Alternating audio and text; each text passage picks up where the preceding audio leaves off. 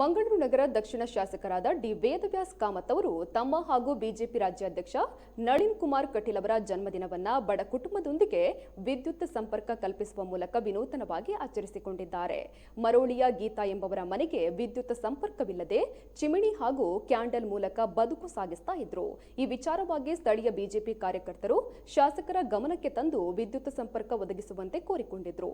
ತಕ್ಷಣವೇ ಸ್ಪಂದಿಸಿದ ವೇದವ್ಯಾಸ್ ಕಾಮತ್ ಅವರು ಸಂಪರ್ಕ ಒದಗಿಸಲು ಇದ್ದ ತೊಡಕು ನಿವಾರಿಸಿ ಮನೆಗೆ ವಿದ್ಯುತ್ ಸಂಪರ್ಕ ಒದಗಿಸಿದ್ದಾರೆ. ಕಳೆದ 40 ವರ್ಷಗಳಿಂದ ಚಿಮಿಣಿ ದೀಪದಲ್ಲಿ ಬದುಕು ಸಾಗಿಸುತ್ತಿದ್ದ ಕುಟುಂಬದ ಬದುಕಿನಲ್ಲಿ ಇಂದು ಬೆಳಕು ಕಂಡಂತಾಗಿದೆ. ಈ ಸಂದರ್ಭದಲ್ಲಿ ಬಿಜೆಪಿ ಕಾರ್ಯಕರ್ತರು ಹಾಗೂ ಅನೇಕರು ಉಪಸ್ಥಿತರಿದ್ದರು.